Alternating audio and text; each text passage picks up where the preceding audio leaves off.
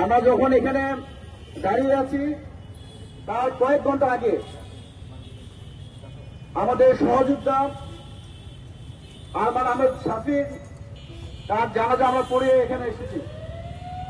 আরমান ঢাকা কলেজের 19 সেকশনের ফিলোসফি ডিপার্টমেন্টের শিক্ষার্থী। জুলাই গণঅভ্যুত্থানে ঢাকা উত্তরার 8 নং সেক্টর থেকে বিভিন্ন পয়েন্টে সম্মুখ সারির একজন সহযোদ্ধা ছিল।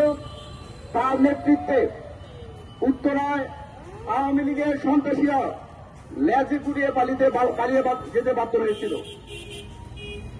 দেখুন, আমরা এমন এক সময় কথা বলছি, আমাদের শেখ হাসিনার সময় হাজার হাজার মানুষ শহীদ হয়েছে, হাজার হাজার মানুষ অঙ্গহানি হয়েছে, অনেকেই দুই চোখ হারিয়েছে।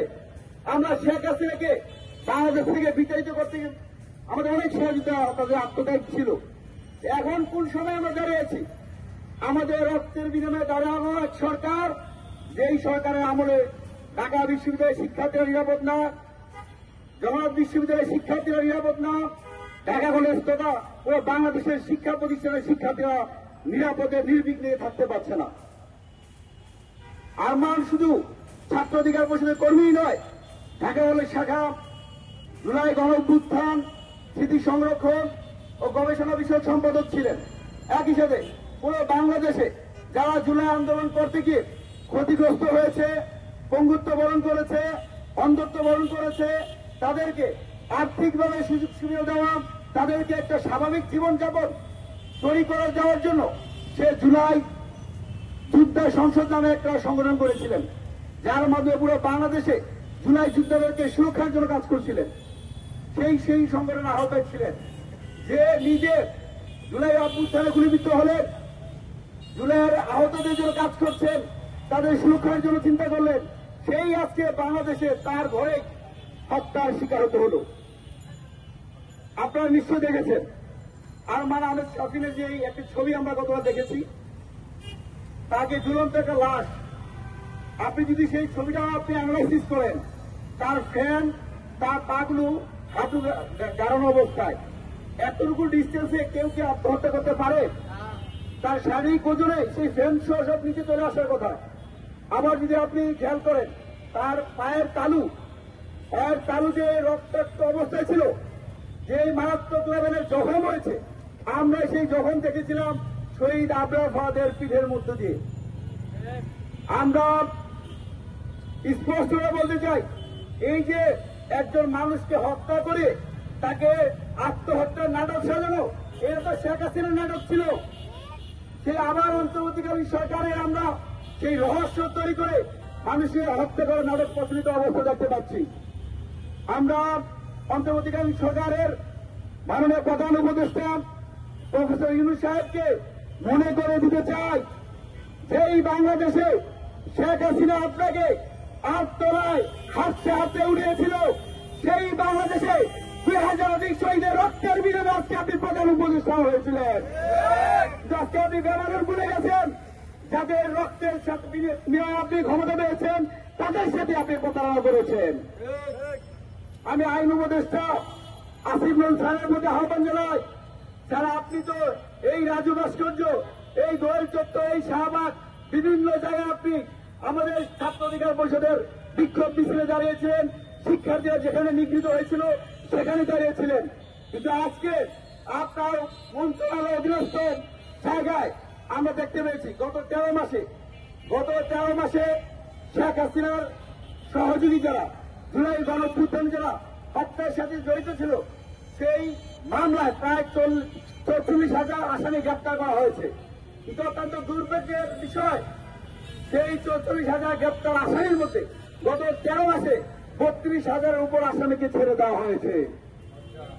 যারা যদি আমরা পার্সেন্টেজ করি, প্রায় 73% শেখ হাসিনা, যুবলীগ, ছাত্রলীগ, আওয়ামী লীগের কর্মীদেরকে ছেড়ে দিয়েছে এই সরকার। একইভাবে আমরা দেখতে পেলাম যে শেখ হাসিনাকে যে আর্থিকভাবে সবচেয়ে বেশি টাকা পয়সা দিয়ে থাকে, সে দিলীপ আগরওয়ালা মাত্র কয়েকদিনের মধ্যেই গোপনভাবে রাষ্ট্রীয় ফেসিলিটির মাধ্যমে সে জেল থেকে বের হলো এবং এখন বর্তমানে বাংলাদেশে এসে পালিয়ে গেছে। আমরা আসিফ নজরুলের কাছে আহ্বান জানাই, আপনাদের বর্তমানে উচ্চ আদালতের একটি জায়গাতে একদিনে শেখ হাসিনা এবং আওয়ামী লীগের অংশীজন যারা ছিল, যারা আমাদের উপর হত্যাকাণ্ড করেছিল, তাদের 800 জনকে একদিনে জামিন দেওয়া হয়েছিল। বর্তমানে আসলে সরকারকে মন্ত্রীরা কারা, প্রধান উপদেষ্টা কারা, আমরা তাদের প্রতি বিনীত হয়েছে আহ্বান জানাই। একটা প্রভাব মনে পড়ছে, তারা আছে চিহ্নিতে তাকে নিয়ে আসছে, আমার দেশের বিপ্লবীরা যেখানে সেখানে মরছে। আজকে আমাদের বিপ্লবের কোন সুরক্ষা তো নাই। বিপ্লবকে এই গণঅভ্যুত্থানের বিপ্লবকে প্রধান উপদেষ্টা প্রফেসর ইউনূস থেকে শুরু করে উপদেষ্টা পরিষদ গলা টিপে হত্যা করেছে। আমাদের বন্ধু যারা এই বৈষম্যবিরোধী ছাত্র আন্দোলনের নেতৃত্ব দিয়ে উপদেষ্টা পরিষদে গিয়েছে, আপনি দেখবেন গতকাল থেকে আজ পর্যন্ত ঢাকা কলেজের শিক্ষার্থী আরমান হত্যার বিষয়ে একটা পর্যন্ত লেখা লিখে নাই।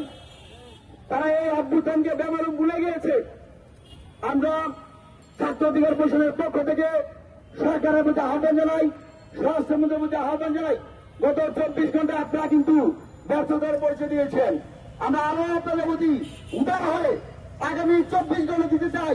আগামী 24 ঘন্টার মধ্যে আরমান আহমেদ শাফিন হত্যার রহস্য উদ্ঘাটন করতে হবে। যারা এই হত্যাকাণ্ডের সাথে জড়িত তাদেরকে দ্রুত সময়ের মধ্যে বিচারের মুখোমুখি করতে হবে। যদি তাদেরকে বিচারের মুখোমুখি না করা হয়, আমরা জানি কিভাবে তাদেরকে বিচারের মুখোমুখি করতে হবে। আমরা সরকারের প্রতি আহ্বান জানাই, আশা করি সরকার বর্তমানে যে বিশৃঙ্খল একটা আরেকটি কথা না বললে নয়, শুধু জুলাই আন্দোলন নয়, পুরো বাংলাদেশ আজকে অরক্ষিত অবস্থায় রয়েছে। চট্টগ্রামের পার্বত্য চট্টগ্রাম, সেখানে বাংলাদেশ বাঙালিরা শান্তিতে নয়। ঢাকাতে আজকে দেখেন একজন কৃষক দিনমজুর যারা আছে তারাও অনাহারে অর্ধাহারে অবস্থায় রয়ে গেছে। গত 13 মাসে উপদেষ্টা পরিষদ শুধুমাত্র এসি নিচে বসে থাকা লাখ লাখ টাকা দিয়ে ইনকাম করা ছাড়া আর কোনো কিছু বাংলাদেশের জন্য করে যায় নাই। আমরা যদি স্বাধীনতার সাথে জড়িত থেকে ব্যবস্থা না হয়, অনতিবিলম্বে উপদেষ্টা পরিষদের বিরুদ্ধে ছাত্র অধিকার পরিষদ থেকে কঠোর প্রদান করার হুঁশিয়ারি দিচ্ছি। ধন্যবাদ সবাইকে।